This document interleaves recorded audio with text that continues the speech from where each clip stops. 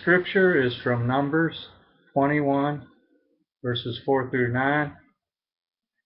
After I read the scripture, I'm going to ask you to stretch your imagination and go with me into the wilderness with the Hebrews who have been wandering a long time and are impatient and complaining.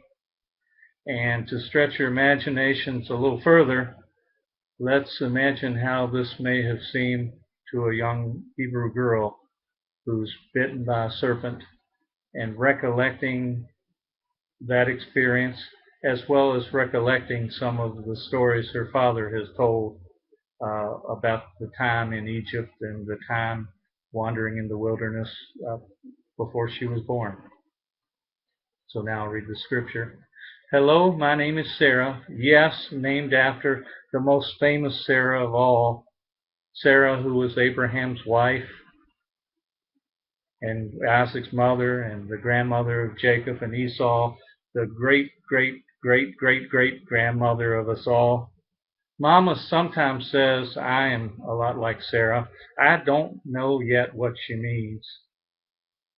Some nights, Mama tells my sister and me stories about our ancestors all the way back to Abraham and Sarah. Yesterday morning, I was bitten by a serpent. That's what I'm here to tell you about. That's my testimony, really. This morning, I looked at, a tall, shiny serpent statue way up in the air on a pole. And last night I thought I would die. And this evening I can walk and talk and eat. This is my testimony. Yesterday morning started out like every other morning here in the wilderness. While it was still cool, my friend Sandra and I woke up early and before my mother and sister, and we got our baskets and went out to collect manna. Manna, every morning the same thing. For every meal, the same thing. Manna. Manna roasted. Manna boiled. Manna cold. Manna warm. Manna dry. Manna moist. Manna. Manna until I can't stand looking at it, and yet every morning we have to go out and gather it. Manna. Every evening as we sit outside the tent eating our daily manna, my father tells us stories. My favorite stories are about Egypt and all the good tasting food he had there when he was a little boy. Oh, my father was a slave when he was a boy back in Egypt before he met and married Mom. The Egyptians had made all of us Hebrews their slaves. My father has told us 1,000 times how terrible being a slave in Egypt was. The work was hard, even for him as a little boy. The slave masters were harsh. Some evenings, Father would always tell a still more amazing story, how the Hebrew people cried out to God, and God sent Moses. God sent Moses, and God freed the slaves.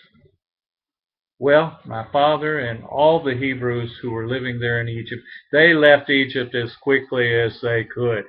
And when they got out of Egypt and had crossed the sea and thought they were safe, they were so happy and they were so joyful and they celebrated and celebrated. But ever since we escaped Egypt, we've been wandering from place to place in this desert. Father says we would have starved even early on, but God started sending us, you guessed it, manna to gather every morning.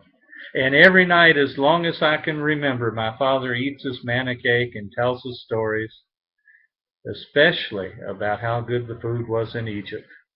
Meat, onions, stews, no manna.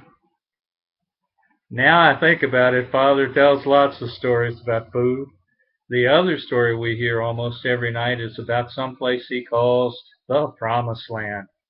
He says we are going there.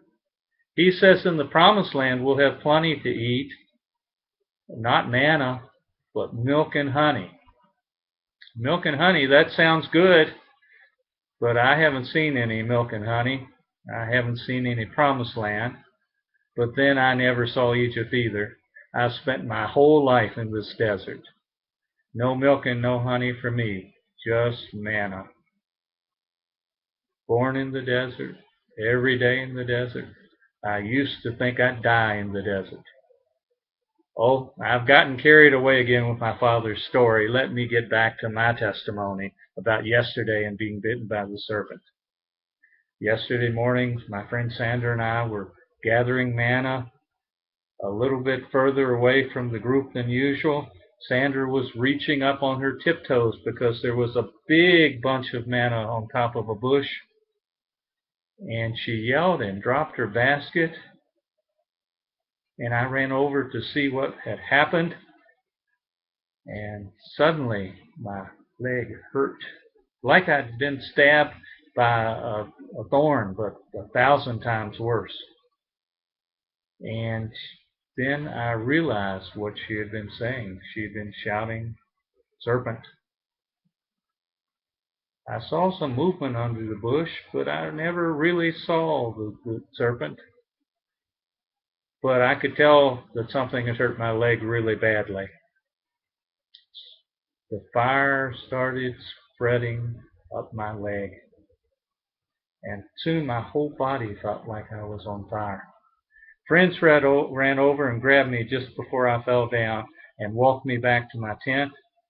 Sarah was so scared they walked her back too. She stayed with me. Soon Mama got back and had me lie down and started putting wet cloths on my leg and then on my head. It didn't help. I was on fire. The first few hours I tossed and twisted in agony. Mom tried to get me to eat, but I couldn't. Just a few sips of water. My father came in. I guess someone had run to get him. Mom said Sarah has been bitten. The women said by a serpent, "It is serious." Father touched my face and looked at my leg, and I heard him say, "I need to go tell Moses."